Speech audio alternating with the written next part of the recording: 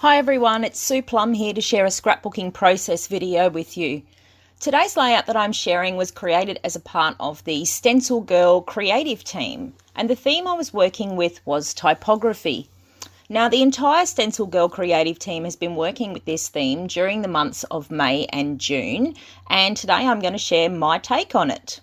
Now, what is typography, I hear you ask? Well, typography in artistic terms basically means that you incorporate text as an intrinsic part of your artistic design, or in the case of modern art, it might be that the text or the type is actually the art itself.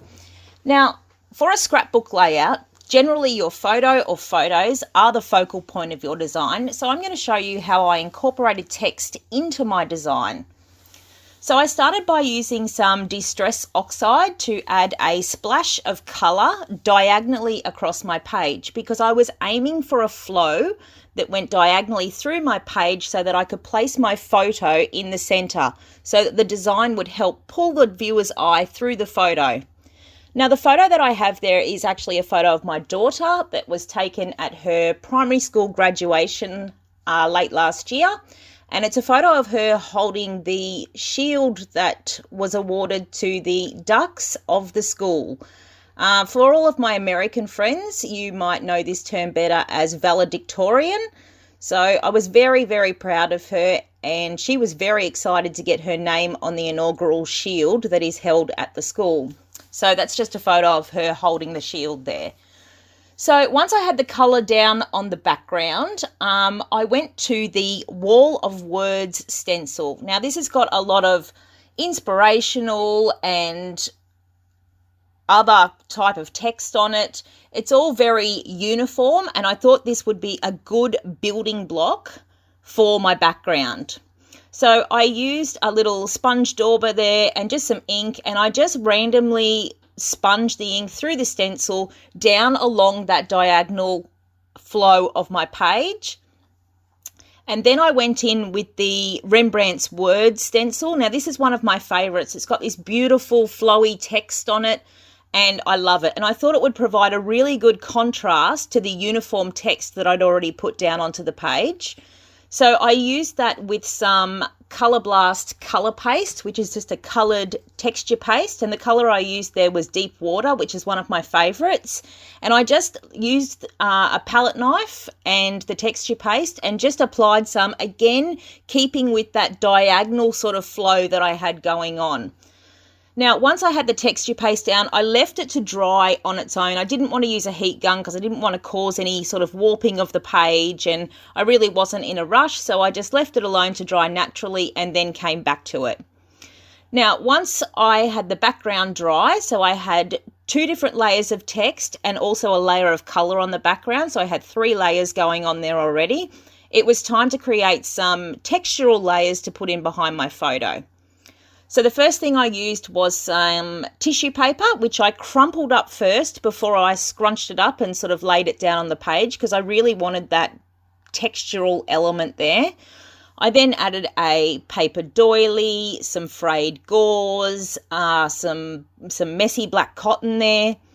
And then I also added in a layer of pattern paper just to mat my photo with. So the pattern paper I used there was from Cocoa Vanilla Studio. And then I came in with some more pattern paper, which was also from Cocoa Vanilla Studio, and I fussy cut a couple of floral pieces from it.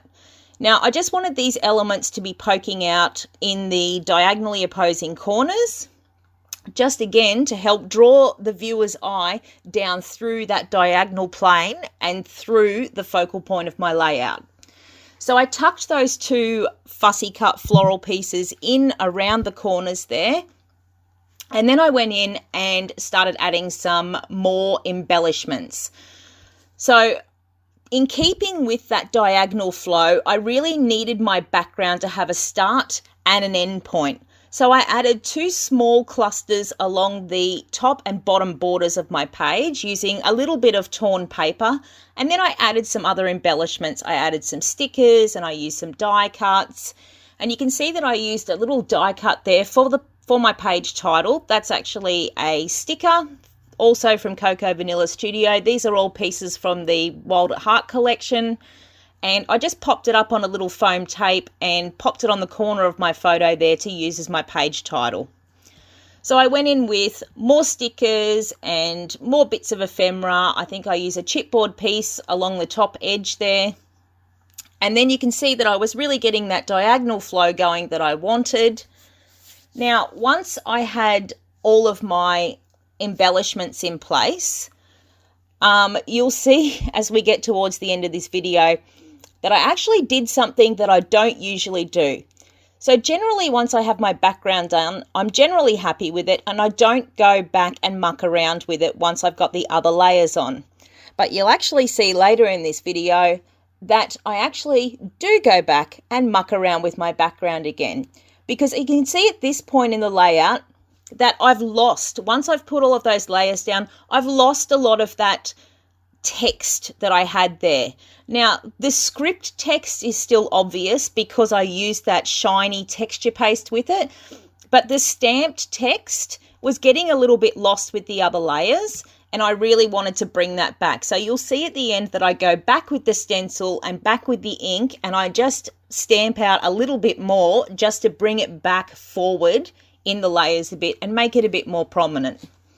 So at this point, I actually went in with a different stencil, and this one is called Military Style Stars, and I love it. It's got just rows and rows of cool little stars because I wanted to draw in the gold that was in the shield in the photo. So I then used some gold texture paste for this one and just randomly scattered some stars down that diagonal plane again, and just to help pick up the gold from the shield that was in the photo. Now, it wouldn't be a Sue layout without a little bit of extra mess, so I also went in with some ink and some mist and added some tiny splatters around my page. And I was really getting towards the end of the page. You can see I've also used some phrase stickers on there, just in keeping with the typography theme and of having text as an intrinsic part of the design. I also added 3 little fussy cut butterflies because, you know me, I'm all about the butterflies. I love my butterflies. And then you'll see me go in with the stencil at the end and just go over that stamped stenciling that I did there with the ink, just to bring that text further forward on the page, because really you can't have a layout that's all about typography and lose the text on the background, can you? So I just fixed that up a little bit at the end, and then I was happy. Now, I know I've sped this video up a lot today, and I apologize for that if it went too fast for you. It was a bit of a stop-start layout for me. I was dealing with kids and doing other things, so I left my layout on the table and I came back to it a few times to get it done. So just a reminder that the 3 stencils I used in this layout were called Wall of Words, Rembrandt's Words, and Military Style Stars. Now, there should be a link below for you to go to the StencilGirl Products store where you can purchase all of the stencils that I've used. There should also be a link to the StencilGirl Products blog where you can have a look at my post. You can have a look at the posts from the rest of the team to see their take on the typography theme. I hope you've enjoyed this process video today. Thanks for sticking with me. I'll see you next time. Bye.